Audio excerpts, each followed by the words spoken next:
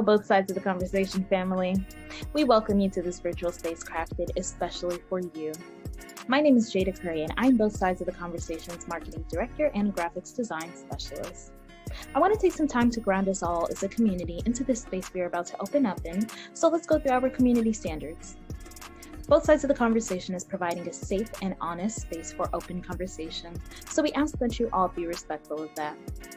We also ask that you be respectful of each panelist, host, and participant. We do encourage healthy debates and conversations.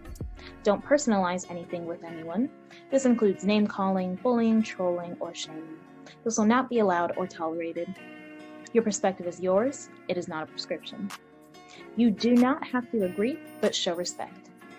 These community standards apply to all of our live shows and any virtual spaces that we hold on social media, including YouTube, Facebook, Twitter, or Instagram. We want to make sure that we are caring for each other as a community. This is our priority in all of our endeavors as both sides of the conversation. With that being said, I hope you enjoyed today's show and continue to stay in touch with us via YouTube, Facebook, Twitter, Instagram, or all of them. All right, thank you for listening and see you soon.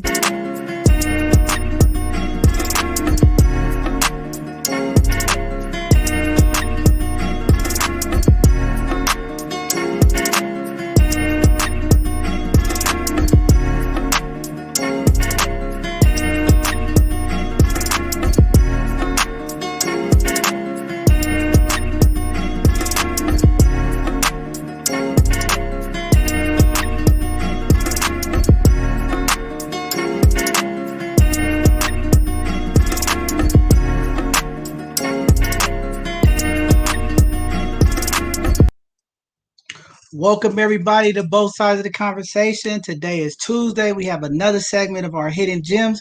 I'm John Henry, executive director of both sides of the conversation. We have a few amazing gems tonight. Looking forward to getting this show started tonight. But before we get started, I have a couple announcements that we want to make. Some road announcements. We want to start off and just say this is June. This is Men's Mental Health Month and Minority Mental Health Month. We just left Mental Health Month of May.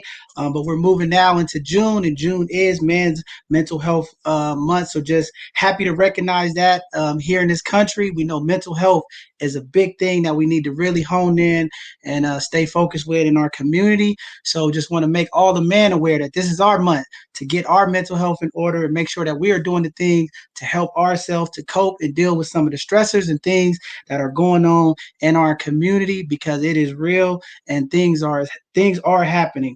Also, with that being said, I want to give a big congratulations to the class of 2021. As you guys saw over the weekend, there's been a number of virtual graduations. People all across the country, our young people did a phenomenal job during this pandemic of keeping their grades up, getting through the obstacles. I know a lot of young people had troubles with Wi-Fi services, picking up this learning, but they did it. A lot of kids graduated, so just want to give a big shout out to the class of 2021. They made it through something that none of us have ever been through. So we have to give them big kudos. Just phenomenal to see all our young people doing great things. And we have one of our young fellas tonight who graduated. So just impressed with the young people, the graduations. I know you all see me out there this week as there's more graduations happening into this week and next week. So just want to give a big shout out to the class of 2021. With that being said, I want to give a big shout out to all the participants of this weekend's carnival. What a phenomenal job coming out of this pandemic, making sure that the people had a good time. Everybody was safe. People were still social distance. A lot of people had masks on, but just to see the people out there loving and supporting each other, a lot of vendors, a lot of things were going on. I know you all saw us out there maneuvering in the streets, enjoying the people. It was definitely a great sight to see, and just want to say thank you to all of the people that showed up. Also, it is the Memorial Day weekend, so just want to give a huge shout out to all of our military families who lost loved ones over the years, and just want to give a good salute to all of our service people who go above and beyond and give them that homage as well. And especially to our black and brown soldiers, a lot of them who fought in the wars, stood up for this country, and when they came back home, didn't always get treated like they were supposed to be. So we just want to give a big shout out to them. And then with that being said, today is a special day. It's the 100th anniversary of Black Wall Street, the race war that took place in 1921. Just a very emotional day for me and for community as we remember what took place. And a lot of people are just getting up on it. I know in certain parts of the country, people wasn't even talking about it. And it was very kind of a closed mouth thing. And a lot of people didn't know about it. But thanks to all of the networks, the History Channel, CNN, PBS, a lot of organizations went above and beyond this year to make sure that on this 100th anniversary, the information got out to the community. A lot of people was learning about it. A lot of young people was their first time hearing about what took place in this country. Sad events, but it did happen. And, just blessed to be able to just honor and celebrate those people who went through some tremendous pain and trauma and suffering. But to be here today, 100 years later, where are we at? Want to give a big shout out to the SF Black Wall Street as they are out there right now in Tulsa, Oklahoma on this 100th special day. So just want to give them a big shout out to Denise and Gwen, a few of the SF Black Wall Street sisters out there that is, out there feeling it, the energy of our ancestors and the people in that community that were affected. Just to be a part of it, I think that's something special. Can't wait till they come back home to kind of have some conversations with them and just see how things has been and how it was out there, some of the things that they felt while being out there. With that being said, we have 3 shows this week. This Thursday, we're going to have Cynthia come back on. She's going to be teaching us about retirement. We know a lot of our baby boomers are getting up to retirement. A lot of our 35 to 45-year-old are getting ready and starting to position themselves for retirement. So way to go to have Cynthia come back on and talk about retirement and making sure that we are investing and doing the things that we need to set up our future. So looking forward to this educational Thursday for this Thursday. And then this Sunday, our Sunday conversation, we'll be back here at both sides of the conversation. I know last Sunday we were out in the community. It was kind of hard to hear with all of the music and festivities that was going on. But this Sunday we'll be back in the studio talking with the people. We're going to have our San Francisco Black-led organizations. They're going to come on. We're going to talk about community violence, as this is a very important conversation with Brother Majig and some of the other SF Block members are going to come on, and we're going to talk about the community violence and, coming up with ideas and solutions, what we need to do moving forward as a community, as this violence in our community are impacting us. And it's just, an important conversation that we need to have, especially on Men's Mental Health Month.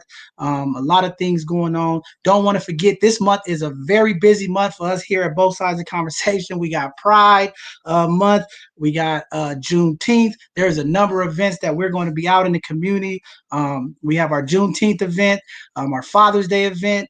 So it's going to be a lot of moving this month, doing things, but just looking forward to being with community and the people while we're out there should be phenomenal. So just looking forward for some of the things that's coming up. But yeah, we're going to talk about this violence today.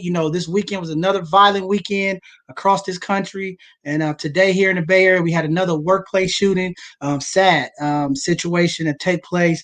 Again, mental health is real. We have to do our part. We have to talk about it. We have to make mental health cool. We have to make sure our employers get behind this mental health in the workplace, dealing with some of these issues that go on in the workplace. We have to make change now because it seems to just continue to get worse. So with that being said, I'm going to go ahead and close my mouth. I've been going on and on. It's time to get into these hidden gems tonight. I'm going to bring up Mr. Shell so she could go ahead and introduce our guest for tonight show. Thank you.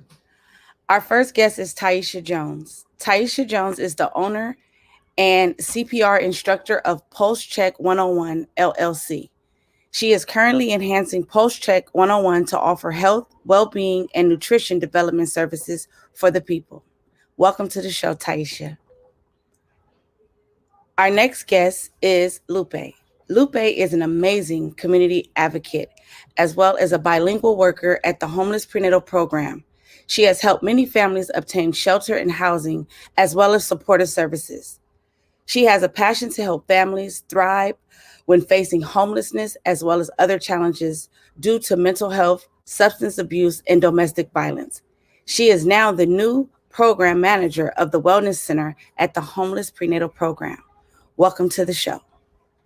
Our final guest is a mentee of both sides of the conversation named Jeremiah. He has graduated from the 8th grade and moving forward to high school. Congratulations and welcome to both sides of the conversation.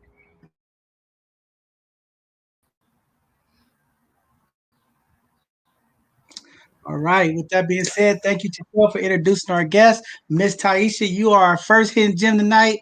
Go ahead and further introduce yourself to the community and let them know what you're doing and what this Post Check 101 is all about. Okay. Well, hello. I'm Tyiesha Jones, and I am the owner and lead instructor of Post Check 101, which is a mobile CPR and first aid training company. I started Post Check 101 last year based on the assignment from my mentor, who is, she's a Black RN that I work with. Her name is Lisa Cooper. I love her. That's my mentor. She actually was motivating me to go to nursing school and do my nursing prereqs, which I had just started at the beginning of last year. And then, of course, COVID hit. And in addition to that, my son had an amazing opportunity to attend a private school free with no tuition. And it was just too much on my plate. And so I had to let go of the classes for the nursing prereq. And my mentor assigned me to learn CPR and to do that, on the side, just to stay busy and to stay within the realm of, the goal. I'm sorry, I guess I should back up. I work in healthcare. So I've been working in the healthcare field over 10 years now. I'm a health unit coordinator, and I've just been putting off nursing, just scared to do it. And I've been motivated by a lot of people to just pursue it. And when I got to that point, COVID kind of stopped me in my tracks. And so I learned, I trained from American Heart Association to be a CPR instructor. I basically built a business around it. So we offer CPR training, first aid training, COVID-19 safety and prevention training. I'm also putting together I don't know how I want to say this, but my business to provide information and training to the community more. So I'm trying to navigate how to put that together so that I can bring the training, the information, all the knowledge that I have to the community, which I've done a couple of events. We've done some training of the youth in the Bayou, training them on CPR just so that they can have that knowledge for everyday use. Unfortunately, we hope that you don't have to use it, but it's good to have that information in case you do. A background on me is I'm born and raised in San Francisco in Bayview, Hunters Point. I'm a single mom. I work at General Hospital. I work at UCSF.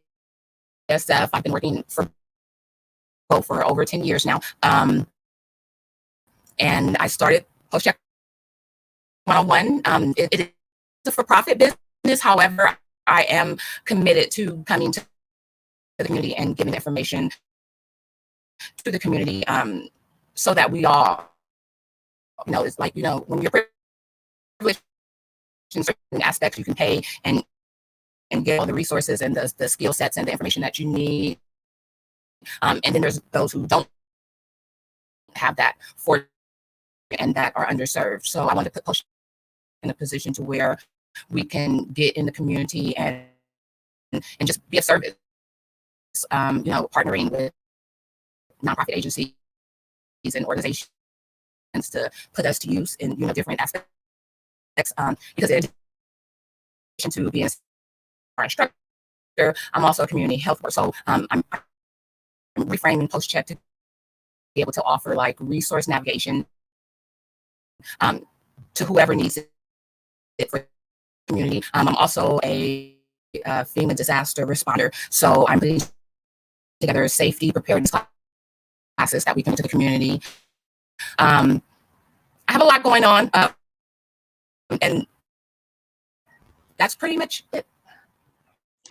Yeah, I heard you a little bit. Your Wi-Fi was breaking up a little bit. I know how it is in D10. The Wi-Fi is poor over there, but it's fine. I can kind of elaborate.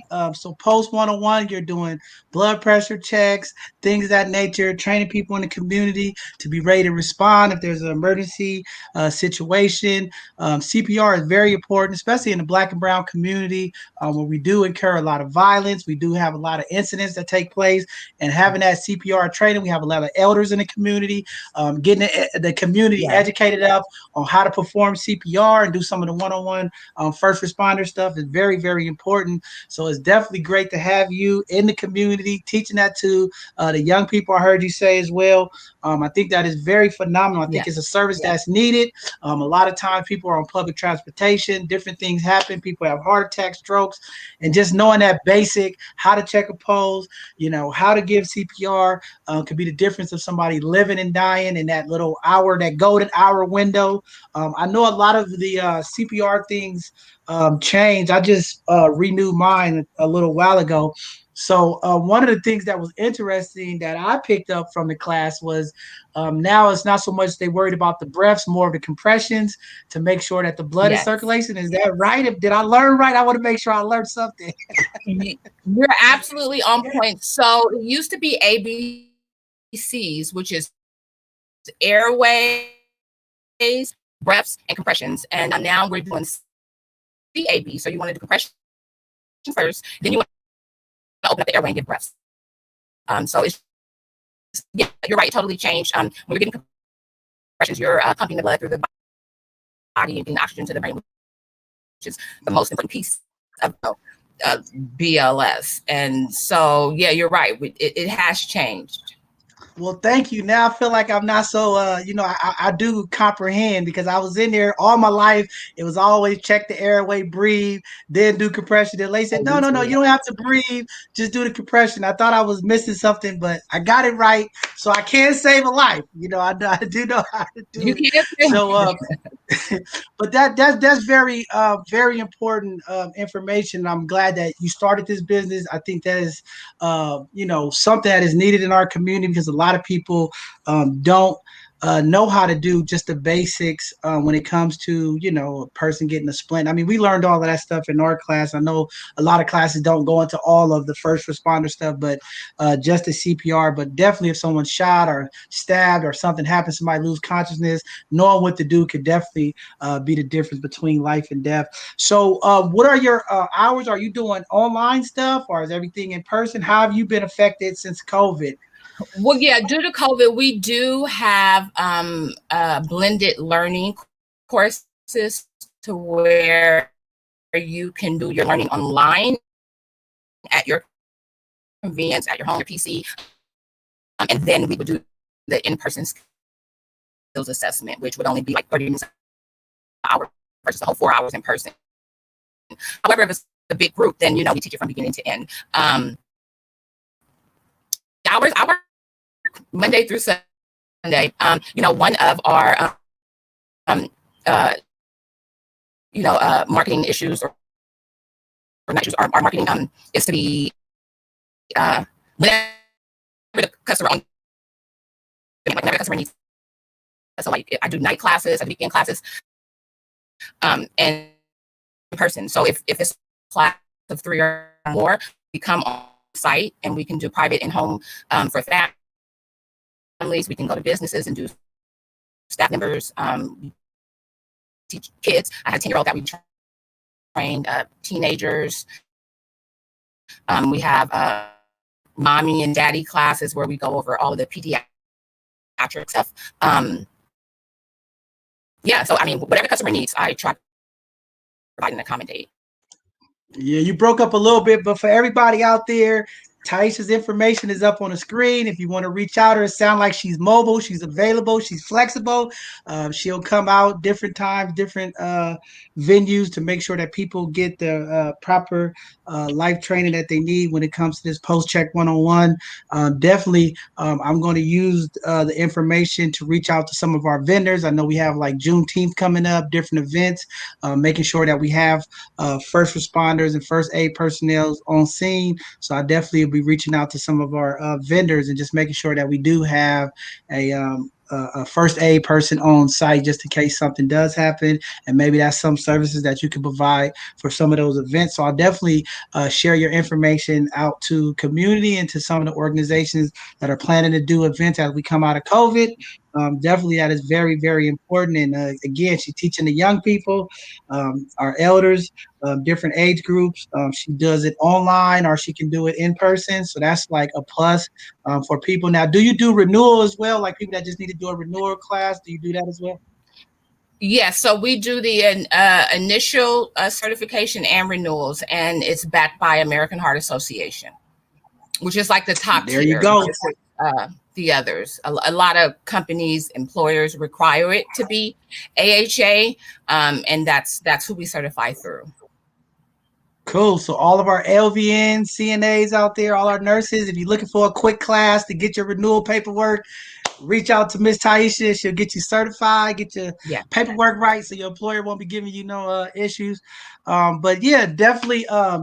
Thank you for coming on. I'm sorry that your Wi-Fi services kind of broke up. I know you had some That's okay. It happens, but the information is up there. If you want to learn CPR, if you're a nonprofit or if you're a business and you want to bring CPR services into your organization, Tyiesha Jones is who you want to call. Go to www.postcheck101.com or you can reach her at 650-270-1957. Get your staff certified. Get the young people in the community certified. All of our organizations reach out, use the sister services so that she can definitely make sure our community is prepared. We live here in an earthquake community. You never know when the big shaker is going to come. We need as many people in the community as possible to have that experience, to help people out just in case we have any kind of disaster or these workplace shootings, different things are happening. We need people to be able to help out until our first aid people can get there, or EMTs or paramedics. So this is very important information, community. Hopefully, if anyone out there needs these services, you all reach out to Miss Tyiesha and get yourself set up so that she can get you certified and ready to go to take care of the people of our community. With that being said, you are no longer a hidden gem. Even it was a little scrolly with the communication. We know who you are. You out there. You are now part of the Both Sides of the Conversation family. We'll make sure that we get your information to anybody that's looking for your services. Make sure we highlight your business. That's one thing we believe here at Both Sides of the Conversation is supporting our Black and brown businesses, making sure community know where you at, what you're doing, so that we can patronize your business to help build up another business in our community, because we know when it's our people and our business is being built up, there's a better chance somebody that looks like us will be hired by you. So that's what we all about here. And I'll definitely I'm at UCSF as well, so I'll definitely make sure some kind of way I'll connect with some of our people who deal with that and try to make sure that you get on the vendor list. It is definitely always a blessing to have minority contractors to come in and do stuff. There's a lot of organizations who spend a lot of money for these services, and we want to make sure that our Black and brown businesses are also part of that vendor list and get the support when the time comes for those trainings. So with that being said, if there's anything else you want to say, let me know, and then we're going to go ahead and move on to the next hidden gem. Just one last thing. I'm working with the city to put together a project where we will come to the community and offer CPR training to the community. We are going to do safety preparedness. It's a project called Heart Heroes and Safety Stars. So if you and or some of your organizations have a couple of family members or family groups that you want to send or sign up for that, I can send you all that information in the flyer as well. Definitely. Please, any flyers that you have, any events that you're doing, anything that you're promoting, please send it over to our team at Both Sides of the Conversation at Gmail. We'll definitely blast them on all of our social medias, make sure it gets out to community. And I'll definitely get your information to a couple of Black-led organizations to make sure that for those services, I know we have a lot of different people that do caretaking and different things of that nature to make sure that they have your information as well. And the coaches, all these sports teams, we can come and certify your coaches, your staff for the kids. Since outside is opening, we can do it at the field. We can do it wherever you want it, wherever you need it. Okay, cool. Definitely. I'll reach out to my guy, Nate Ford, and talk to Rainin over at the Brown Bombers, talk to some of the little league coaches. We'll definitely get your information out there and, Thank you. make sure we support what you're doing. It's very important. We got to make sure that our people are equipped. So when things happen, we have some other people that can step in until our first responders get there. So thank you again, Tyiesha, for coming on tonight. We're going to continue to highlight and promote your business. Phenomenal job. Keep doing the things that you're doing. Get our city equipped so that if something go down, we know we got the right people out there to step in and take care of everything. Thank you again. We'll definitely get your information out to the community. Thank you. Thank you for having me. No problem. All right, everybody. With that being said, we're going to go ahead and move on to our next hidden gem for tonight. We're going to bring up Miss Lupe. Hey, Miss Lupe. Hi, everyone.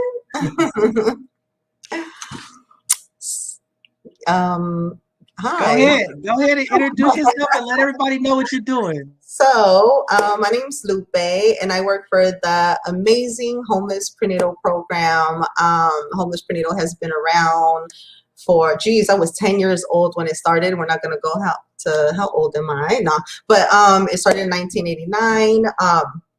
And it's a beautiful nonprofit organization that supports low-income and homeless families in San Francisco. And we definitely dedicate our services to supporting families to break the cycle of homelessness. There's so many services that we offer. I'm going to stick to wellness, but I just want you to know that we have a lot of services from housing to financial counseling, to groups and classes, to community health worker training program. We have so many amazing services. And some of our goals our main goals is for our families to have, healthy babies, to be financially stable, to have safe and stable housing, and of course, economic sustainability. We do everything in our power to let our families know that they're not alone, that, there is hope for change. But I'm going to gear towards the wellness program because that's who I am mainly working for right now. I work for Homeless Prenatal, which is an umbrella, right? And we have different programs. But for right now, I am passionate to work in the wellness center at Homeless Prenatal. And what is the Wellness Center? We focus on supporting expecting parents, in addition to families who are currently in their postpartum period.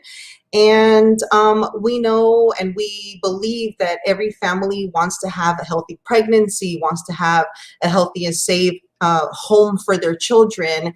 And so we focus on the 5 protective factors, which are resiliency, nurturing and attachment, building social connections by providing groups for our families. And so currently in the Wellness Center, we have prenatal group which really focuses on providing information to our families, but not only providing information, but providing support, also building community. And we also believe that all of our families have so much wisdom that they already bring, right? And so we make sure to let all of our families know that we're all sharing this beautiful space and we're all here to learn from each other and to support each other. Part of the prenatal group that we offer, we also offer a beautiful baby shower for our families at the end of their participation in the classes. We also offer a postpartum gathering for our families who are in their postpartum stages to be able to talk about physical and hormonal changes. Families, mostly people of color, at high risk of having like postpartum depression. And so we want to make sure that our families know that they have support and the resources that they need. And I do always like to add, when I talk about the postpartum group, that group came from our community. Like, that's one thing I love about Homeless Prenatal, that we hear our families, we hear our community. And there was families that would come to prenatal class and were like, I want to keep coming. Like, this is a safe place for me. I feel really welcome. I feel connected to my community. And so they were like, what about, postpartum period? We would love a group too. And so, like I say, I love Homeless Prenatal, that we hear our families, and because of our community, we were able to create this beautiful postpartum gathering for our families. We also offer Knowing Your Baby and Infant Massage, which is also a great service for our families. And Tanisha, I give you props for your program and what you're offering to the community, because with infant massage, like, I really am grateful that we offer that service in the community, because that's not something that, is easy accessible to the Black and Brown community, right? This is usually something that, people pay for, or people with money pay for, right? And so it's really beautiful that we're able to create this beautiful space, and our community is able to also, get the benefit of learning how to increase their bonding skills with their babies, how to give them a beautiful infant massage. In addition, we provide prenatal massages for our families. We have preparing for childbirth workshops. We have parent-child play groups. We have a family planning workshop. We have an infant feeding program where we do one-on-one consultations, and we also have provided a group setting because we believe that, I am a person, and maybe sometimes I want to participate in a group, and maybe today I'm not feeling like a group and I want a one-on-one consultation. So I think it's beautiful that we're able to provide options for our family. We definitely celebrate our families' accomplishment and just their commitment to coming to groups. So we always have like a celebration at the end. And as we know that, our Black and Brown folks always face significant inequities in like pregnancy and birthing spaces. And so one thing that we're really passionate about is to teach and empower our families to advocate for themselves, to know that they have rights. Because a lot of us go through the medical system and we just trust and go with the flow, not knowing that, hey, I have a voice and I have a right to say, no, what are my other options? Are there other alternatives, right? When I'm giving birth to my child. And so one of the things that I'm really passionate at Homeless Prenatal is our family planning program. That's something that is, I feel like it's my child. I really, really feel passionate about bringing family planning into our community, because it's something that, we don't have. I don't feel that I've ever seen groups in the community where you can talk about challenging topics with your children. And so I'm currently working on building a curriculum where families could come and have workshops for families to come and talk about, like, if my daughter is going to get her is going to go through puberty and get her menstruation, like, how as a parent can I support her through this process that she's going to experience, right? How do I prepare her? Or if I have a child that wants to also explore themselves and really having conversations with families of their personal experiences and how they can support their children. I also do things a little bit different than the medical world. When I do family planning consultations, for example, I love to give people the time that they deserve and not rush them. I also, I'm very client centered when I do my, let's say, family planning consultations. I love to give the families all the information I can, because they have a right to know all the information and to ask all the questions that they need. I will also basically show samples of different contraception. So a family, because one thing I know is that everybody learns different, right? Somebody, I might tell them about a specific birth control, for example, but somebody might really appreciate being able to visually see and touch what's going inside of my body, right? That is a different experience for some people. And so that's something that I do love to offer the community when providing family planning consultations. One thing I love about Homeless Prenatal is that, you know, a lot of the staff comes from the community. And one thing is that I'm very honored to say that I'm celebrating my 20 years of working at Homeless Prenatal this month of June, that I actually started from the beginning, from being a client to getting accepted in the community health worker training program. You know, Homeless Prenatal believed in me, and Homeless Prenatal is always focusing on pulling in from our strengths, working on our confidence, so we could really transform our lives. And I honestly feel like I am a testimony to that. And that's why I've worked there for so long, because I believe in the mission. I have lived it. The program works. And yeah, so just so you can know a little bit about me, I am basically mission raised. I do like to say I was born in Mexico, but my family's migrated here when I was very young. And so I feel like I'm San Francisco raised, because this is what I know, the Bay Area in San Francisco. I was raised in the mission, you know, like many of our people of color have experienced a lot of challenging moments in my life. When I first came to Homeless Prenatal 20 years ago, I was homeless, struggling, single mother, didn't have no work, didn't really have education. And Homeless Prenatal believed in me, and they seen my potential, and I was able to take advantage of as many services as I could.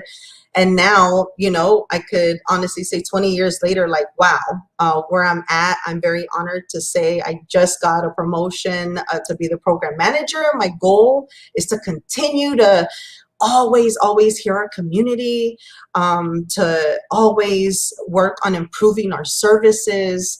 I also want to focus on continuing to be equitable in our work, to be inclusive to everybody. I would love to see, you know, more of our African American community coming into the program.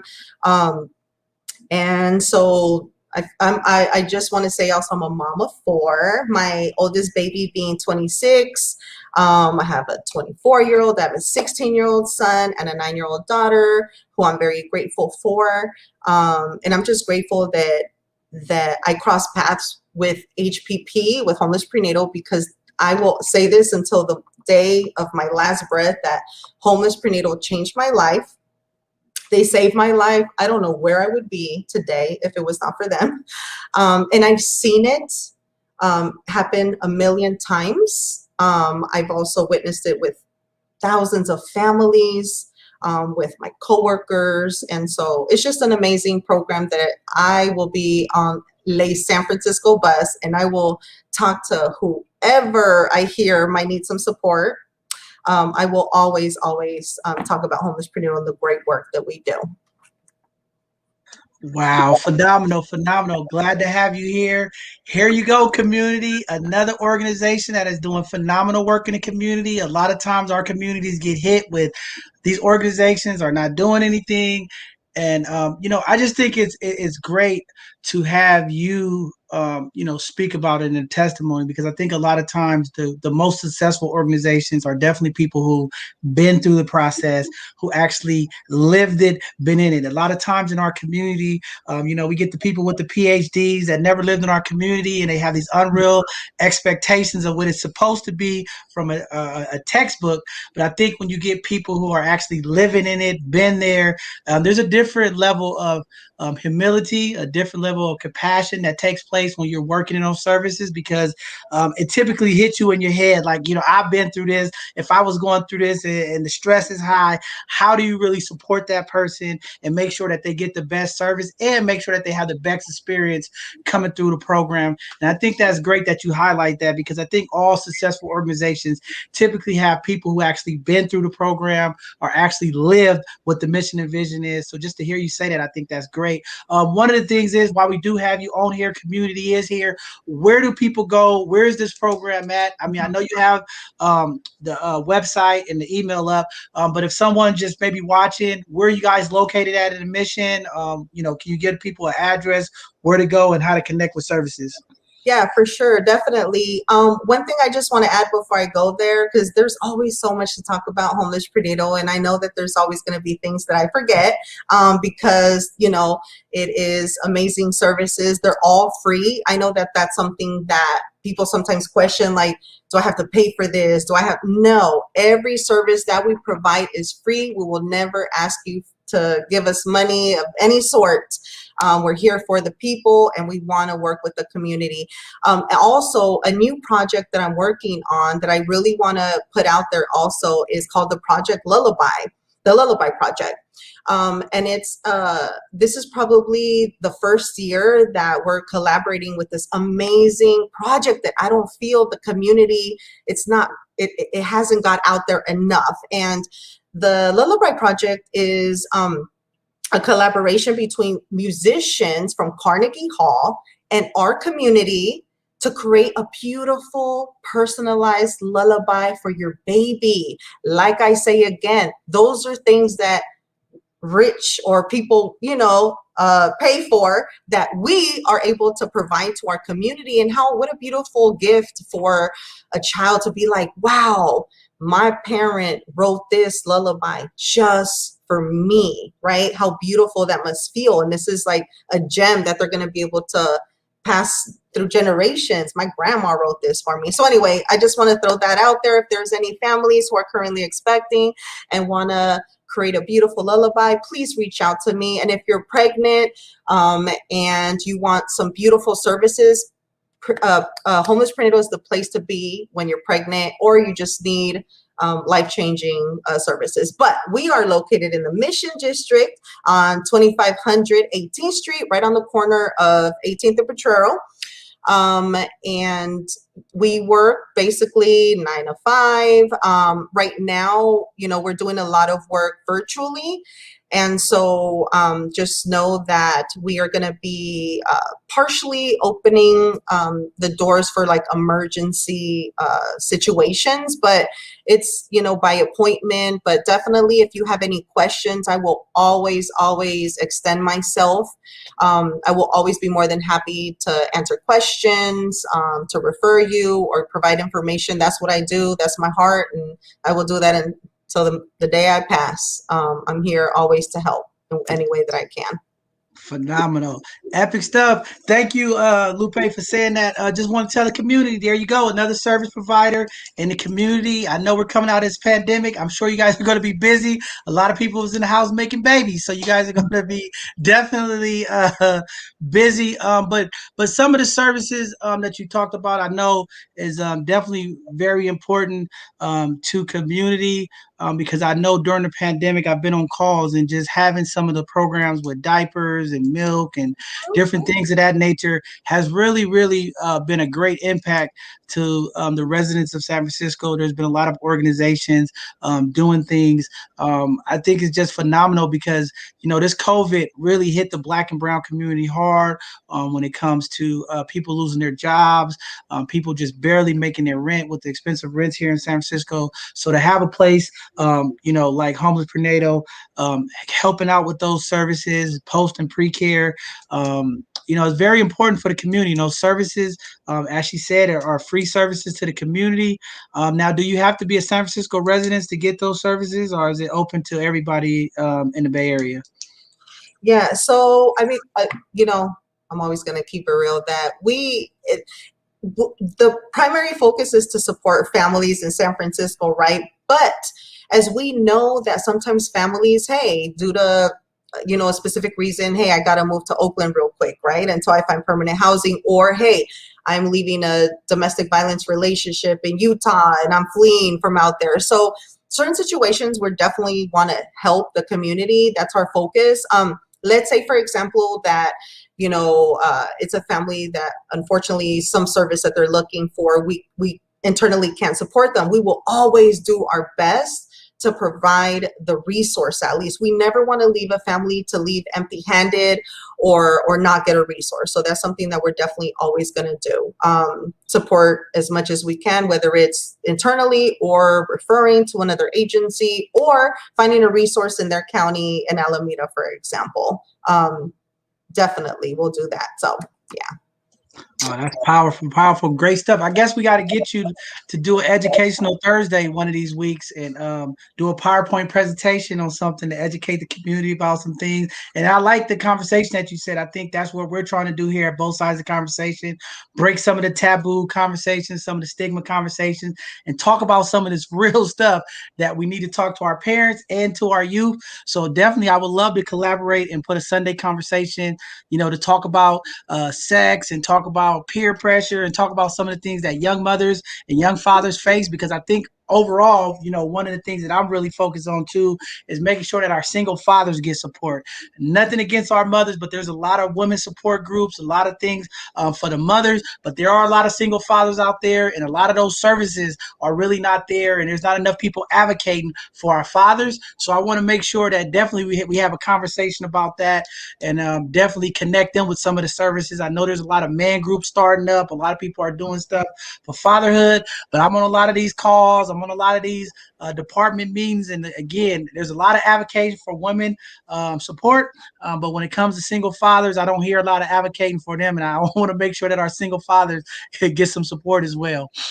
Yeah, definitely. And thank you for bringing that to my attention. Because like I said, there's so much to talk about for homeless prenatal that I can't think of every single thing. But I do want to, emphasize that we do have a fatherhood initiative. When homeless prenatal first started, it started, to focus on supporting pregnant mothers, right? But we also know that all families need support. And so, like I said, we listen to our community. We also listen to our staff. Why? Because there was 2 of our staff who were like, hey, we got a bunch of single fathers that need the support too. And that is where we started the Fatherhood Initiative. So just know we also have a group for our fathers to come and be able to support each other, get trainings. So just know that that's something that our agency is definitely always going to continue to do our best to support all families, whether it's single, right, grandma taking care of child, or whatever the situation is, whatever the family component is, right? So single dads, you're more than welcome into our agency. You're more than welcome to come get diapers, food, some resources. We love to support our fathers too. So I just want to throw that out there too. Yeah, I'm glad you said that. We got a lot of young dads out there, and sometimes they don't know, what's coming or going. But I'm just glad that you all offer that services. And then what's the turnaround rate if we have a young mother, 16, 17 years old, or a young father? And, sometimes when we break this news of, Mom, I'm pregnant. I'm a young dad. I was a single father. I had my kid at 17 years old. So I know the challenges, the family issues. What's the turnaround if a young mother becomes pregnant and she tells her mom she's pregnant and they kick her out? Like, if she becomes homeless, what is the turnaround? Is there emergency services? Do you have emergency shelters for them, or where they at if someone's out there dealing with that? What's the realistic turnaround? Yeah, so we definitely serve all families. It is a little bit more challenging, and I get it. I was a teen mom too at 15, so I totally get there's definitely lack of services and resources for our youth population. If a family, let's say young mom that's 17 that comes through our agency, it all depends on the resources that are out there. We definitely provide emergency services on need basis, right? We definitely will provide resources for shelters. We'll support them through, the navigating that shelter, system that a lot of our families have to experience. We also have a transitional housing through Homeless Prenatal called Jelani House, which provides temporary housing for pregnant and postpartum families. Unfortunately, it's only for, identifying female people. So I just want to throw that out there. But, it's hard for me to say what the turnaround is because, that all depends on what's available out there, right? If there's a family that is, seeking domestic violence to escape and to get into shelter, like it all depends on what's available. But if there's nothing available, then Homeless Prenatal will do their best to support that family with the needs. We don't want to leave anybody just hanging out there, right? One thing I can say is that the agency will always do our best to support our families.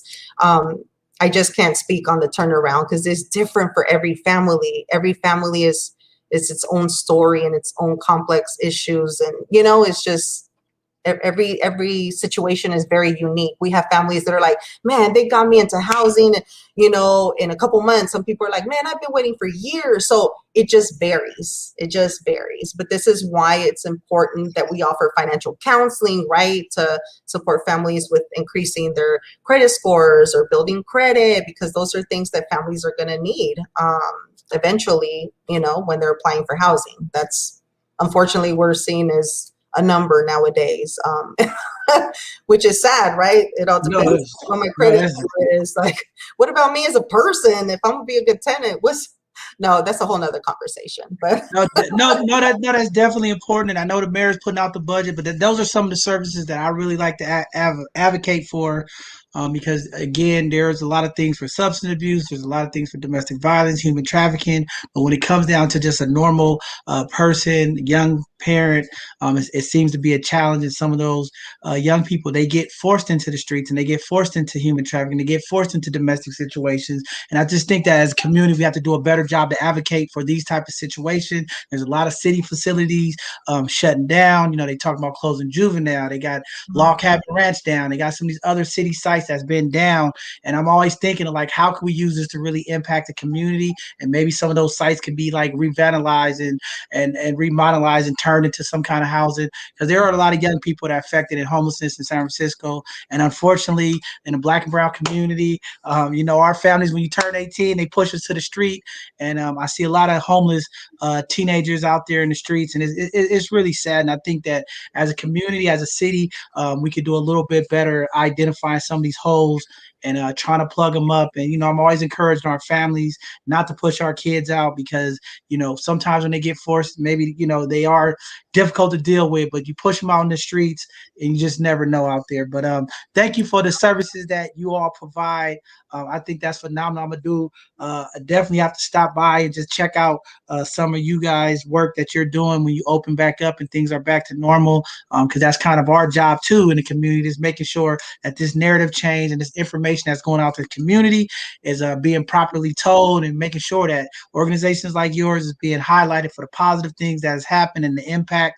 We can't fix everything, but again, if there's services that you're providing that's impacting community, definitely want to make sure that the community knows about it. So thank you again, Lupe. If there's anything else you want to say or you want to throw out there before we go ahead and pull up our last hidden gem for night, go ahead. If not, hang in there. And at the end, we'll have a quick question conversation for everybody. Yeah, I just want to say thank you for giving me this space. And I do hope that, the community definitely reaches out and, and gets the services that they need. And just thank you for creating this beautiful space for our people. No problem. Thank you very much. Hang in there. We'll bring you back up at the end. All right, everybody. We're going to bring up our last hit gem. This special young brother here, I am so proud of him. He is one of our mentees. You know, last year when this COVID started, we started our virtual mentoring program because we had got a lot of calls from single moms, single dads, people in the community saying, hey, everything's shut down. We need a space for these young men and young ladies of the community to have somebody to talk to and mentor because the schools were closed. They were at home. They wasn't figuring out how to use the computers. A lot of kids were going through mental stress and anguish because they wanted to hang with their friends and they wanted to be out in the community. And some of them, like this young guy here, he's a phenomenal young kid. He didn't mind it so much because he could stay home and play his video games and things of that nature. But I'm going to bring in our last hidden gem. This young brother, Mr. Jeremiah Little, he was one of our first cohorts of our both sides of the conversation virtual mentoring program. I'm happy to say community. He did fight through the pandemic. There was up and downs and challenges. He made it through the year. He graduated out of 8th grade. He is going to the 9th grade. So I wanted to make sure I reached out to his mom. I wanted to bring him on here because y'all know at both sides of the conversation, we love our young people. We always salute and highlight our young people in the community that's doing phenomenal things, especially our young males, given the things that they always get knocked with the stigmas and what they don't do and things of that nature. So I wanted to make sure we highlight you and celebrate you, brother, because you are powerful. You are a young, brilliant king, and I know that you're doing phenomenal things. And this young guy is very wise for his age. Very humble young man. Me, Corey, Rico, Joe. It was a number of us talking and working with you. And I know, when you first came on, it was like, and then you came around, and then the conversations got good. And actually, you had a lot of good thoughts when it came to some of the issues that was going on. We talked about the stuff that was happening with George Floyd, Breonna Taylor, a lot of different things. And we always checked in with you all to see how you was doing. And you were phenomenal. You was great. A lot of your feedback when it came to talking about change and how can we make things better. You was always one of the first ones to say something that we really need to hear. So with that being said, Brother Jeremiah, come on and tell the people who you are, what grade you're going to, and all of the things that you're doing. And then I'm going to ask you a couple of questions. I know you got your video game on hold. Put your video game on hold. All right. So my name is Jeremiah Alondos Forrest Little. I'm going to become a freshman this year.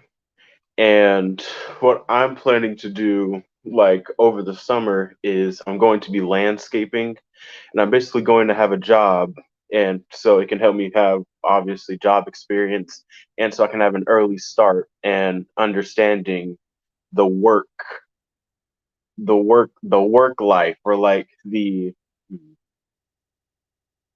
setting of work early, so I don't.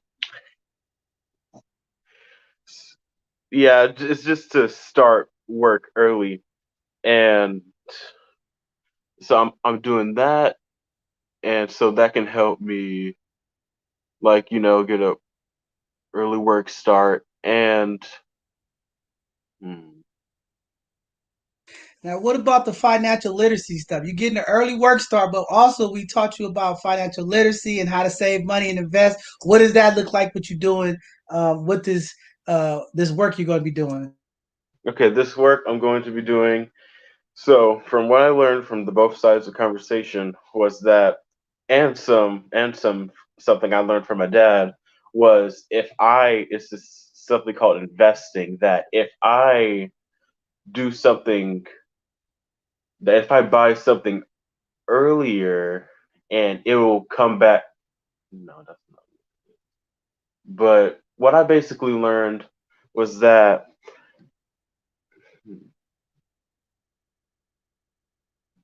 See, you got your video games on. You can't remember nothing. We talking about retirement, investing early so that later on you'll be able to have a financial future that's secure, right? Remember about putting up your a percentage of your gross income so you can invest it so later on you can have a retirement and all that stuff.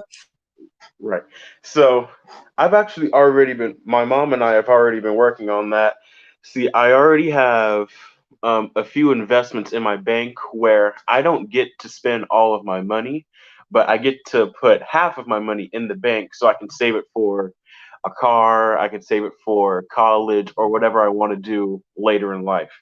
So I've already been working on that. and along with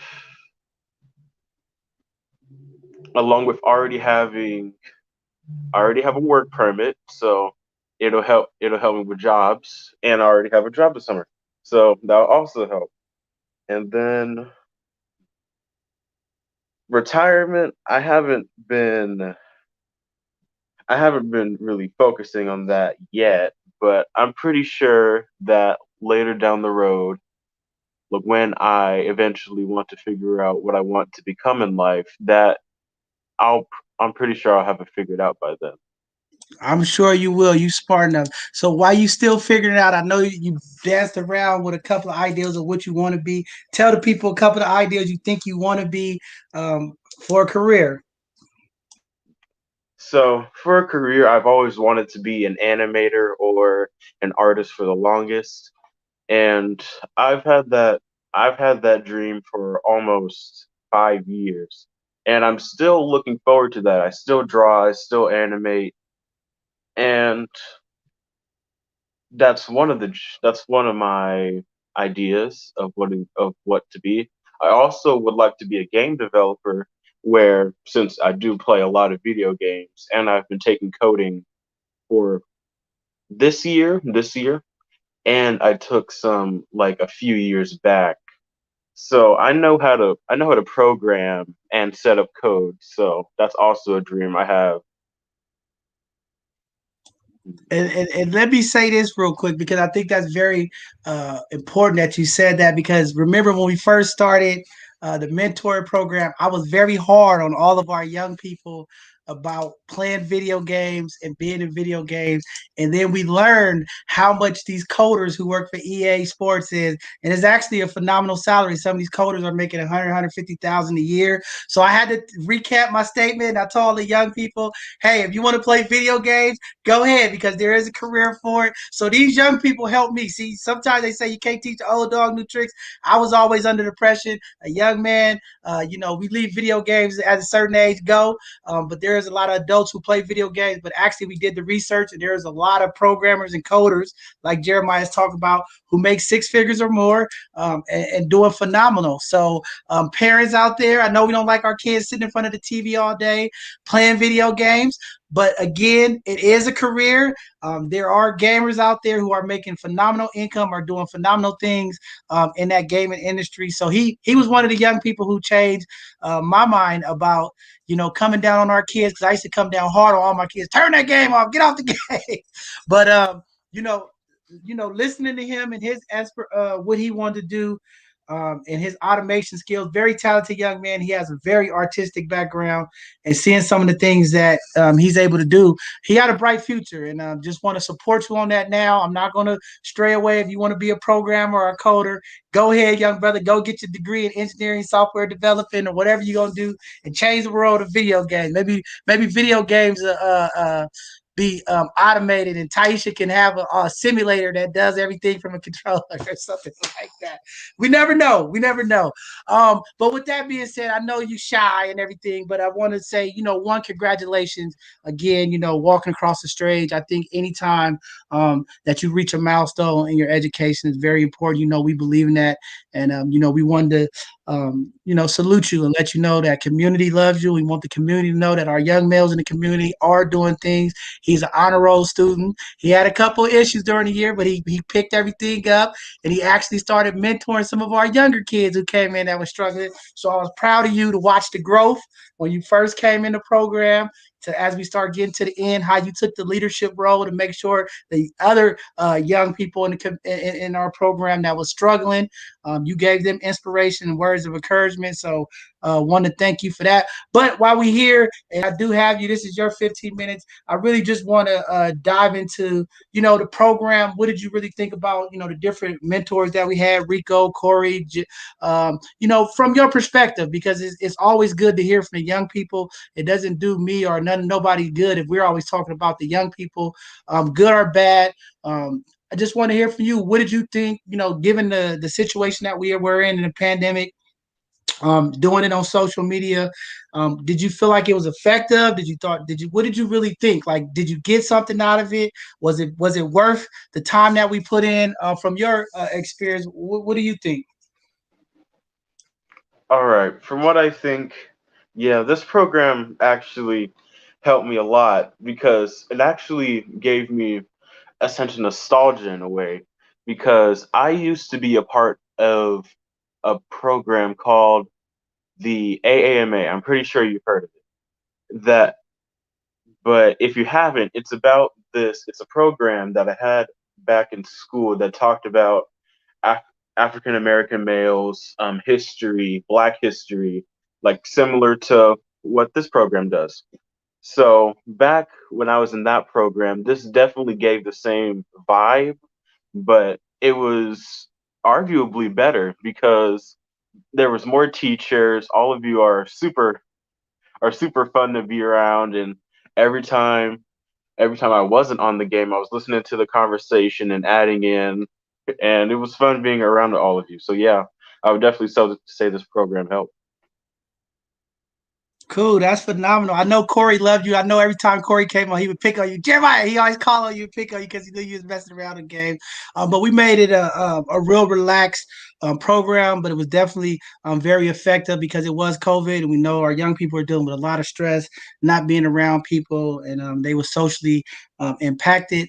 But we had some very great conversations, and Jeremiah, you gave a lot of great feedback. Now I talked to your mom about the growth that we saw in the leadership, and just want to thank you for being a part of the program. I know you was like one of the people that showed up. I think you only missed one out of the whole time the program was running.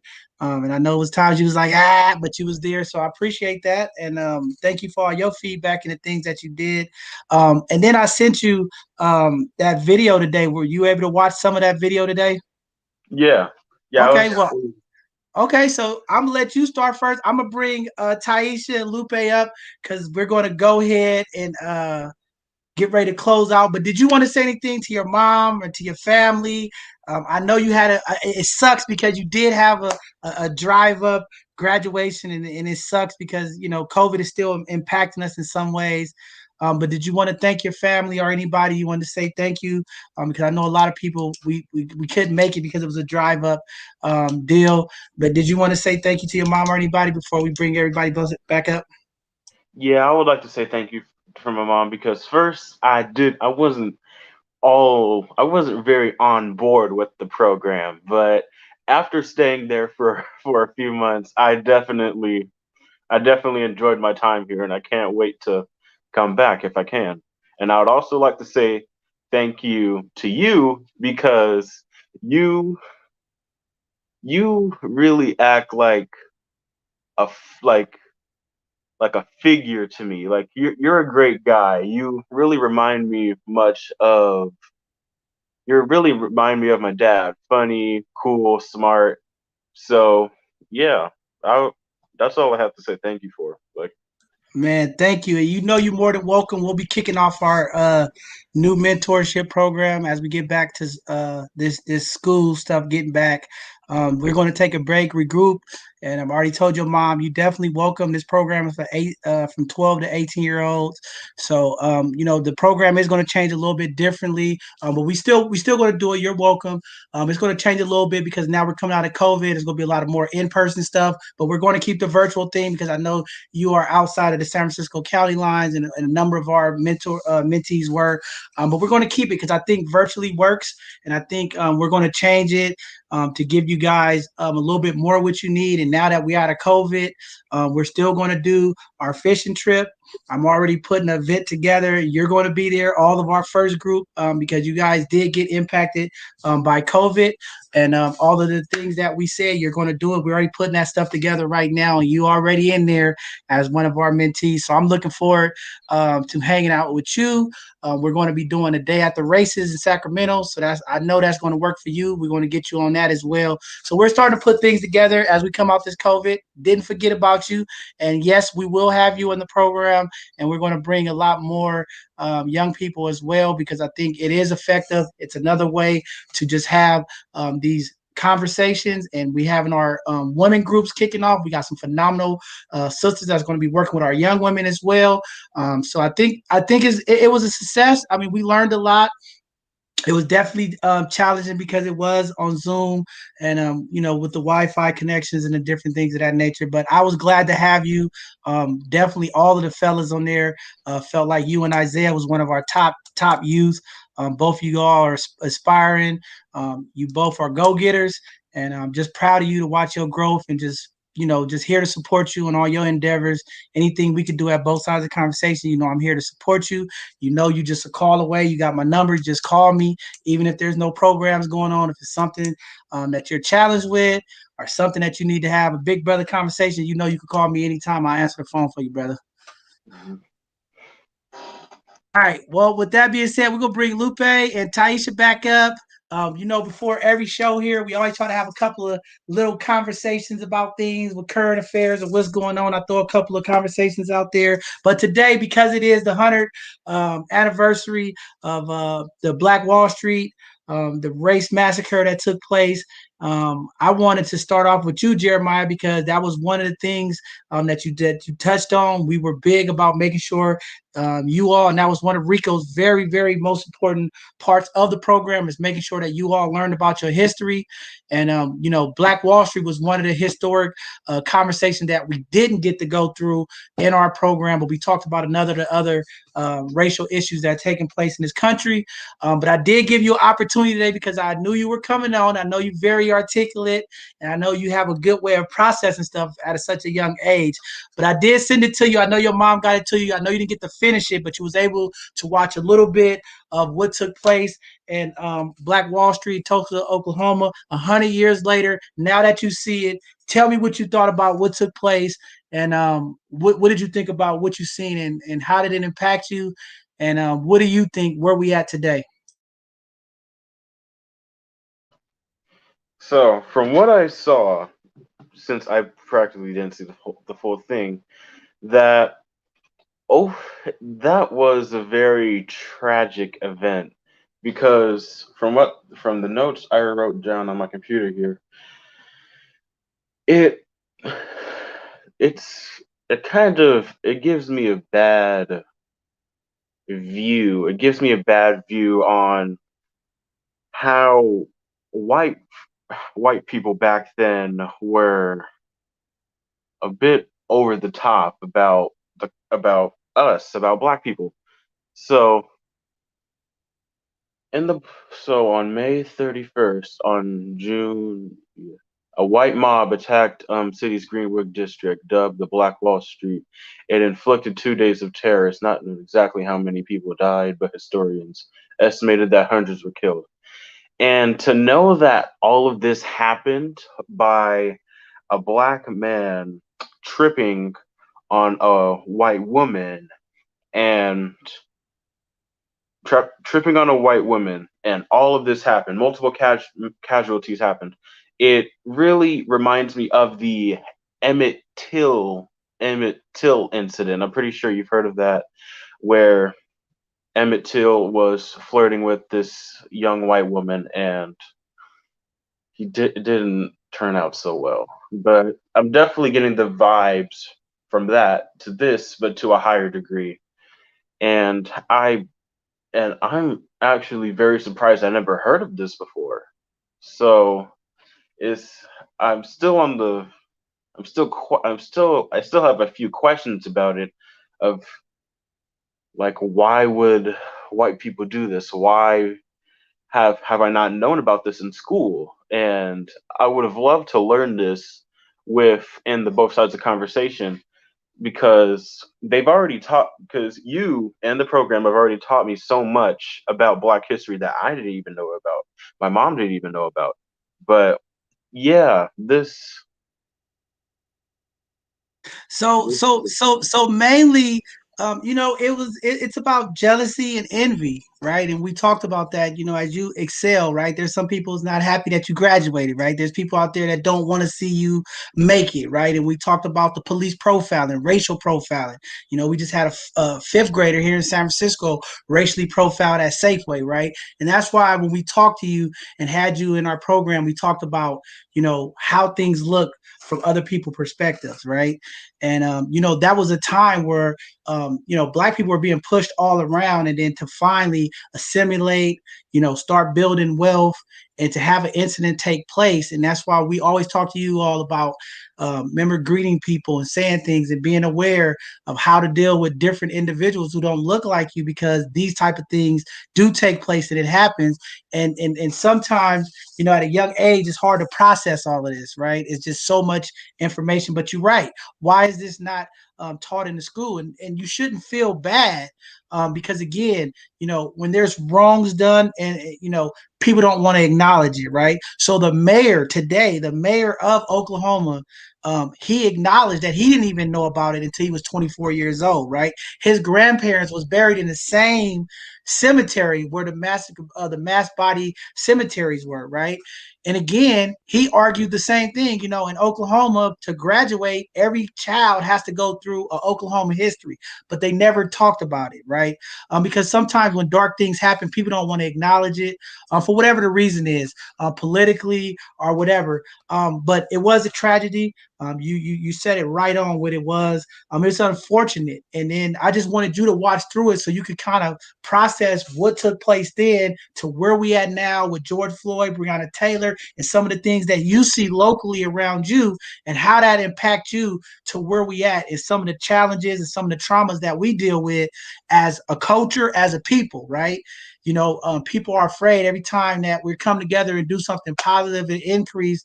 There's always been some kind of negative repercussions, and sometimes that trauma stops people from uniting and different things of that nature. But we build in generational young kings, powerful young men like you, educating you, getting you the information, making sure that you're aware of who you are as a young man, where you come from, so you have a better understanding as you navigate in life, as you go through college, as you go through your journeys in life, because some of these same issues will resurface, and they will come at you. So it's just equipping you with the tools, but I'm glad you're able to start it. I don't want you to finish your video games. It's only an hour long. I want you to watch the end of it, and I want you to send me a text message and tell me what you thought about at the end, because I know you would do that, right? Yeah, I got it. All right, I'm gonna be waiting for that text message tonight. Tyiesha, did you want to talk about what this 1921 massacre meant to you, or did you learn about it? I think it's just a question out there, and if you didn't, that's fine. It's not to hold anybody to it. I mean, I'm finding out from hundreds and hundreds of people reaching out to me. They didn't even know what Juneteenth was, what it really meant. They just thought it was a day to come out and celebrate. So again, the history of our people in this country, some of the things that's taking place, has not been properly and transparently educated and communicated to the community. So don't feel bad. But if you want to go ahead and jump in there and talk about that, go ahead. You're on mute. You're on mute.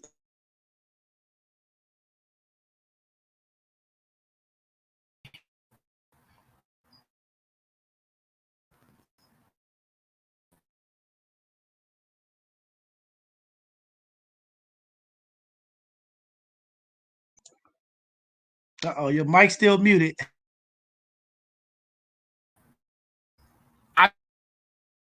My end. How do you unmute it? Can you hear me? Okay, there you go. I think you break it up a little bit, but go ahead. Oh, okay. Sorry. Every year I learn more and more about what happened. As a parent, though, I do have to stay informative for my son's sake, so that he's aware. I will say that it's triggering watching that type of stuff, and I try to avoid it, but I also need to make sure that my son is aware of everything that we went through here, and so that a lot of the stigma and stereotypes that's been placed on us of being aggressive or mean or mad, it comes from somewhere. It's not because we've just had privilege here. In addition to all the things that we experienced and were exposed to under the conditions that we lived in the hoods or the projects, and some things that we see or used to see, in our neighborhoods, it's traumatic. And so it's like a lot of us are walking around with a lot of pent up issues and situations that we don't really have outlets for, because either, culture says that having a therapist is a bad thing, and or we can't afford that service. So it's really unfortunate to keep living and relearning new things, like in addition to our identity, our names, all of that being stolen from us, and then to add to that, the opportunity to have generational wealth for our families was stolen with what transpired with the Black Wall Street, in addition to other things with redlining. It's just it's so sad and depressing to see that from so many angles, knocked down and we're kept down. But yeah, I am aware. I made my son aware. I have the documentary of it's called Hidden Pillars, where it goes into so many different hurdles for us, post-slavery, to just keep us, to keep us down and make it harder for us to advance and just be at an equal playing field. Yeah, no, I am aware, and I mean, it's hard to process sometimes. Yeah, wow. I know you had some phenomenal things to say. You broke up a little bit, but that's fine. We're going to keep pushing the mayor to get our fiber optics in the city better. We're going to keep working, but definitely very powerful stuff. And again, you look at where we at right now when we're talking about equity, and we look at the wealth gap in America. And, right now they're estimating billions of dollars at Black Wall Street, maybe even in the trillions now, with the current rates of where we at. That generational wealth right there was just removed from the Black community. It goes from blocks and blocks and blocks down to one block today. And you look around this country, and all of the Black and brown communities, and it's a small percentage of our businesses what's left. This gentrification, this urban renewal has really impacted the Black and brown community. So definitely it sucks. It's a frustrating thing. But Lupe, I wanted you to jump in there, and just wanted to hear what you have to say about it as well. Yeah, thank you. I just want to echo, what everybody said. It is very sad, and even very sad to hear how you said that, things are just still not acknowledged. And I was really happy to hear Jeremiah say how, he feels that he's learned so much about the African American community, things that he didn't know, things that his mother didn't know. And, two of my children are half African American, and I would love for them to learn more about their history. I am, Latinx person, and only know so much, right? And want to support my children in learning more about their history, and knowing who they are and the struggles, different than what they teach in the school system, right? Because we know that in the school system, it's very limited, and I can't, stop thinking of, like, right now, recently, the 200 and I want to say 12 kids that the indigenous children that they just found, right? Like, that's evidence that, this, like Jeremiah said, the white people, how much destruction it has, they have caused historically. But I'm so happy to hear that, we're having more talks about equitable work, right? In so many ways, because I was talking to somebody about that, how, like, man, I remember growing up, man, I never didn't even hear what equitable work, what is that, right? Until now that I work for this nonprofit, and we are making sure that we're continuing to do equitable work. And I'm just happy that you are able to provide, people with more information that normally sometimes people won't get, right? And so it's unfortunate that we even have to be in a space remembering this, so much tragedy, but it's important for us to remember tragedies, to also see how far we still need to go. Right? There's so much work that needs to happen, but as long as we all stick together, we just got to continue to fight for, our people of color, and unite, and make sure that our voices are important, because they are important, and we are important in this world. We are all important. And I think you hit it right there, and that's why I am so passionate about our Black and Brown community because even right now for our Latinx community, I've been reaching out to a lot of the community to come on to really help educate the Black community about some of the issues that we're dealing with at the border with this deportation. It's a lot of things going on, right? But I always tell people that solidarity looks like 365 days a year, all issues we stick together because one thing that I am tired of is different ethnic groups, picking when and choose. They want to be a part of solidarity when things impact their community. We have to make sure that we represent all communities when things happen because one thing that I know from Black history to Latin history to on, what happened to Black folks will happen to the next group.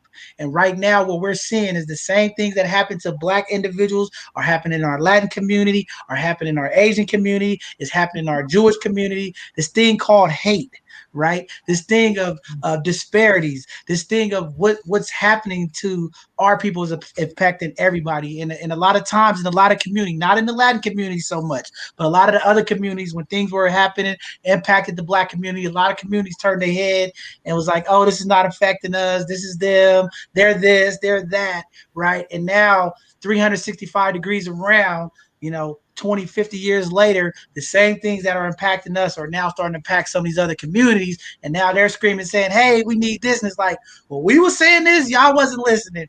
But again, hatred is hatred. It has no color line. But again, solidarity is real, and a lot of the issues that impact our Latin community, we're going to keep highlighting those issues, and we're going to keep rallying with our Latin community and our Brown community because, again, we have to stick together. There's a lot of information I was getting about some of the landlords and some of the things that was happening in the mission, but it was like, we kind of got the tail end of it, right? And again, that's why I encourage all my Latinx and all my Latin folks to come on and again, have these conversations, right? So that we could be in support of what you all are doing and what you're going through. So it's a one unified voice. But if we don't know what's going on, and everybody's trying to fight their own struggle, you know what I'm saying? How do we come together in numbers, right? Because what's happening in your community is happening in the Black community. Sometimes what's happening in the Black community happens in right after the Black community is happening in the Latin community.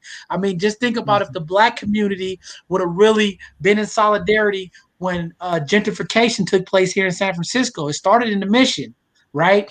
But a lot of people didn't really understand what was going on, and it was like, well, it was so much mixed information. This is why I say the education is so important, right? It doesn't matter what country you're from. It don't matter what language. Again, if something's impacting you, if something's intentionally happening to your community, it is their job as the community to let all communities know because, again, it's happening. So I remember when the gentrification started happening in early 1999, 2000s in the Mission, it was things happening. We kept having these fires in the Mission, businesses being burned down. And every time, we would say, man, this is kind of weird. This building being next, there's a fire here. This is there, right?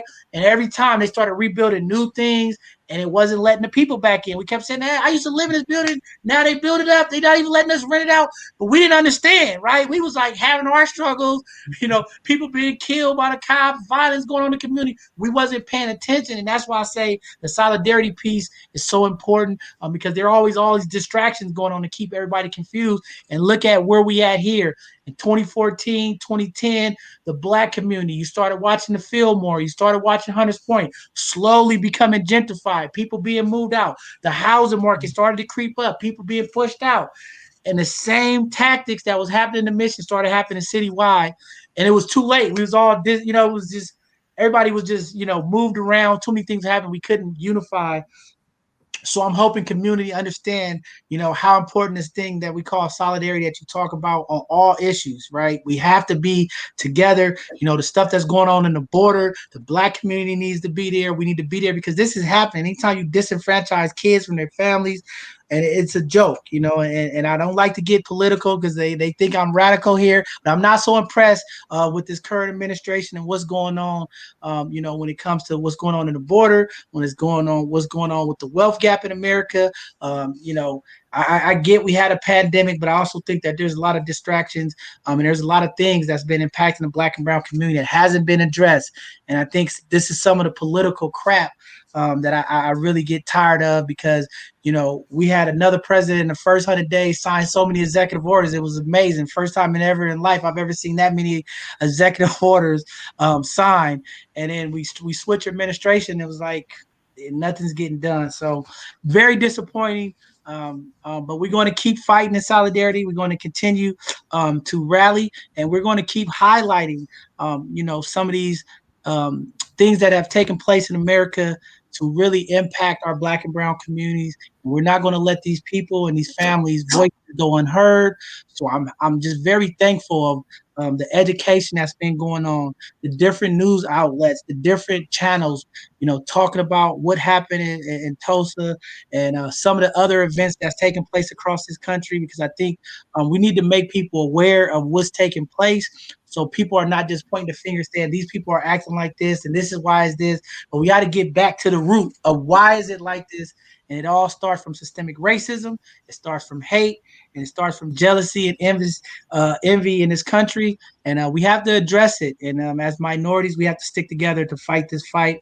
But before I let you guys go, because I know Tyiesha hit on it, you hit it, mental health. I'm a big component of saying that mental health in America is just as bad as this pandemic. And I know both of you kind of touched on it. Today there was another workplace shooting. Last week we had another workplace shooting where 9 or 10 people were killed. We've been having violence across the Bay Area, across this country, mass shootings happening. And a lot of it is mental health. How do we fix this? How do we make mental health cool?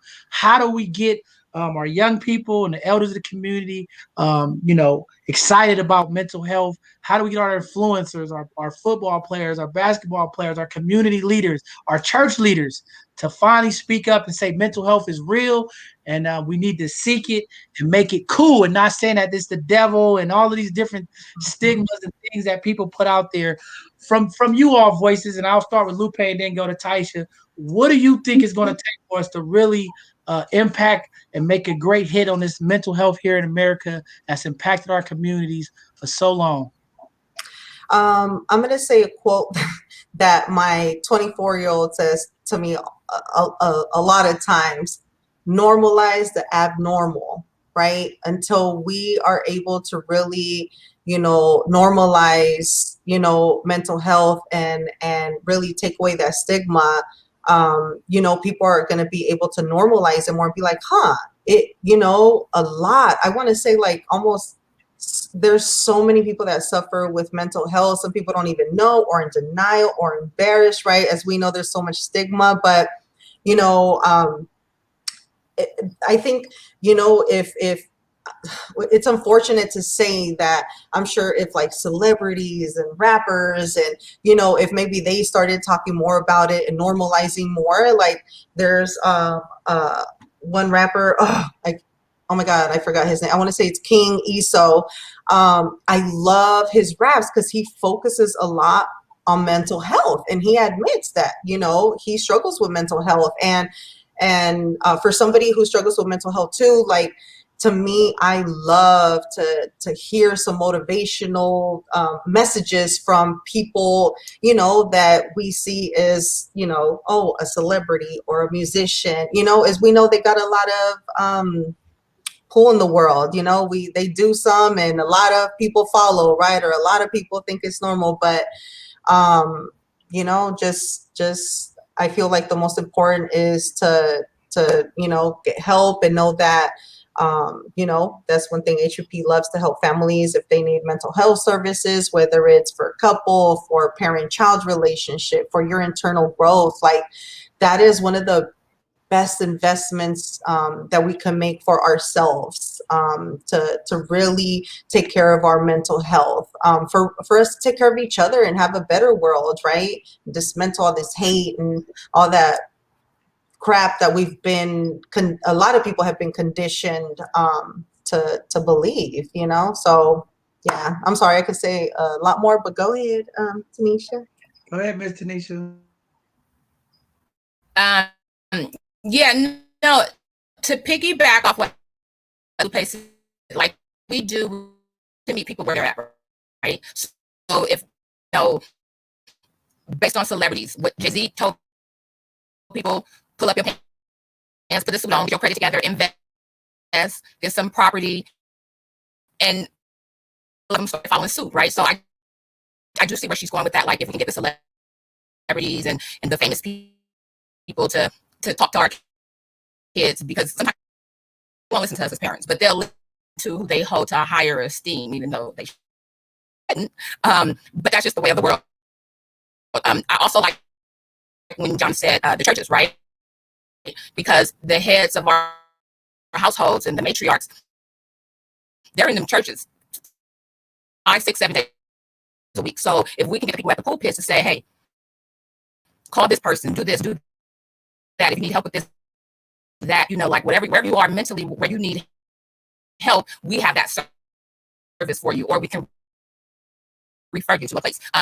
Introduce it in schools, at least, if not at the elementary level, at least within high school, they should have some type of outlet. But then at the end of the day, it'll come back to the household. What are we doing at home? With our kids, like, how are you mentally, physically, emotionally? I personally am looking into getting a therapist for myself and also for my son, because there may be things that he wants to talk about that he may not feel like I'll understand or I'll be heard about it. But like, if I get him somebody that looks like him, that has walk 10, 20, 30 years old and knows what leads to and how it could be good or it could be bad, he may open up to them and receive something from them that he wouldn't receive from me. So it's really just meeting people where they're at and getting that communication, that information out there, and just hoping we get a bite and let people know that you have to keep it bottled up in your head, like talk to somebody about it. Like, I don't know how we're gonna really get out there, but like to start, we have to start somewhere. So I like that with the churches, because they have a big reach. Wow. Yeah, I think that's dope. I know you're breaking up. It's kind of hard to hear, but I can kind of translate. I'm getting good with this. But she said, meet people where they at. And definitely our churches, our leaders of our churches doing a better job of reaching the people and getting them engaged, involved. I think that's very, very important. I think we need to make a bigger investment into mental health. We need culturally appropriate people that look like us to make people feel comfortable. I think we need to, whatever we got to do with the name changing, the mental instead of saying mental health wellness centers or whatever, mobile wellness centers. I think we got to get the people into the community. I think we got to get mental health services in the schools. I think we got to get them everywhere. I think we got to start young, and I think people are starting to get it. I just think we need a little bit more invested in it. I think if we spend the money that we spent on this pandemic into mental health services, and making some of the clause for the students like they did for the nurses. When the pandemic got really bad, they started dropping some of the requirements for students to finish or to get into nursing school a little easier, to have more. I think we need to think about that when it comes to our clinicians and psychologists and things of that nature as well. I think we could do it. I just think it needs to be an investment, and I think it's very important. Jeremiah, before we go, you got the last word. You want to talk about mental health? What do you think? You think it's something important? You think young people your age need mental health? What is it? Or is it just mentorship? What is it? Tell me the last words. For mental health, yeah, I think a mentor would be the best case scenario. Like someone, like a mentor that can help guide you and give you advice, and someone that's like-minded like you that could definitely help you in the long run, so you don't have to struggle. Perfect. Well said from our young people. Here you go, community. Y'all always say our young people can't speak up. Jeremiah said, meet them where they at. Give them the coping skills. Teach them the tools. And have somebody that look like them that can relate.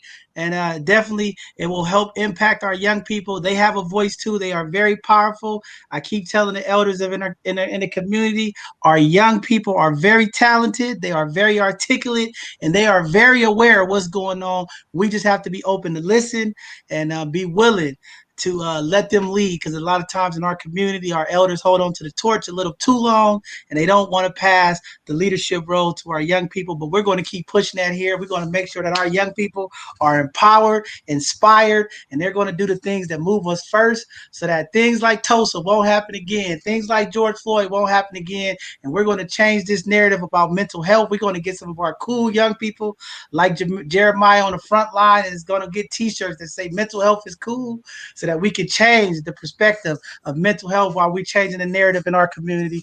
So with that being said, I just want to say thank everybody for tuning in. This was our Hidden Gem segment for tonight. We had 3 phenomenal hidden gems tonight. I know Miss Tyiesha had a little bit of Wi-Fi service. I know she had some powerful things to say. I tried to translate it for everybody. Definitely her information was running across the screen. Please reach out to us if you want to connect with her, Miss Lupe, and then everybody just go on to our website and give Jeremiah some shots and some love and some words of encouragement. We have to continue to encourage our young people as this journey of education becomes challenging at times. We want them to continue to be resilient in their education. It takes community to get behind them, show them love, give them support, and let them know that we appreciate the things that they're doing for our community. With that being said, this Thursday, you guys heard me, we're going to have Cynthia come on. She's going to teach some retirement to the community and educate the community how to set themselves up for retirement for all of our working people. Some people have 20 years of service in, some people have 30 years, some people have 15. We want to make sure that we get the right information so that we're preparing for our future. It is too many of our elders in the community that we are finding out are getting to retirement and they don't have enough money saved, and they have to go work at Walmart, or they have to pick up other jobs. We want to educate our community now, so when they get up to the retirement age, they can actually truly not have to work and enjoy the fruits of their hard labor over the years, because that's what it's really all about. So we're going to thank Cynthia as she come on this Thursday to bless the community with that information. And then this Sunday, we're going to have a powerful community conversation. I hope you all could join. We're going to be looking for the interaction. We are trying to come up with solutions. We have the SF Black led organizations coming on. We're going to be talking about community violence, how does the violence are impacting our young people, our elders in the community. We have to figure out what we're going to do. We have to stop this violence. We cannot have our elders of the community afraid to go to the stores, afraid to walk through the community with the fear of being shot or having some violence taken upon them, as well as our young people. I've heard too many of our young people, they just want to go to school. They don't want to go through the community, have to worry about being shot or things happening to them in the community. So we're going to have a powerful conversation this Sunday. This Friday is the Black graduation for everybody. We're going to be out of Kezar from 3 to 5 o'clock to celebrate all of our Black graduates for this Friday. This Saturday, we're going to be out in the community. There's a number of events going on. They're going to have a skate party at 155 Jennings Street. They're going to have free skates for community. If you don't have it, you can use the skates there. Please come out and support Black Man Enhance, the Bayview YMCA. There's a number of organizations coming together to make sure that this event is successful. They're going to have things out there for the kids to do. It's a nice open space protected by gates where you can ride around on your roller skates. We want our young people, as we come out of this pandemic, to have things to do. And then this Saturday, we will be back at the City Eats, the City Teens. We'll be doing our homeless feed this Saturday at 10 a.m. If you guys want to come out and volunteer, please go to thecityeats.org and sign up. I'll be out there again. You know, it's the first of the month. Every first Saturday of every month, we're out there. We're going to bless the community with about 1,000 to 1,300 meals. So if you want to come out and be a part of that, please check us out. I'll be putting up the information on all of our social media handles this week. And then we'll be having a special bowling party for our class of 2021 this Saturday in South San Francisco. I'll get the flyers and information out. We'll be out there. And I'm just looking forward to seeing community. And next Tuesday, we'll have another segment of Hidden Gems. We'll have some more business owners, some more community leaders come on. And I'm sure before the end of the month, we'll have some more graduates coming back. A lot of graduations are coming up in the next 2 weeks. And we'll continue to highlight the class of 2021 for their phenomenal job of staying resilient, persevering through the pandemic, through the Zoom school, as they call it, but they still made it through. So we're going to continue to highlight and support them. With that being said, we're going to end tonight's segment. Thank you all for tuning in tonight. Please reach out to these phenomenal gems here. Tyiesha is definitely a real hidden gem for the community, teaching us how to check our blood pressures, first aid, CPR, Very important stuff. And Miss Lupe at the homeless prenatal shelter, making sure that our families get all the support they need. Please reach out to them.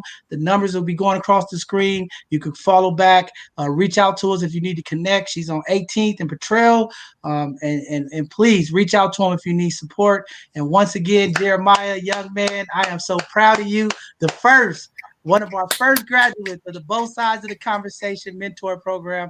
Proud of you, young brother. Looking forward to seeing what your future is. Hopefully one day I'll be watching one of my grandbabies playing a video game that say coded by Jeremiah Little, brother. You go off to some good stuff. So with that being said, good evening, everybody. We will see you this Thursday. Bye.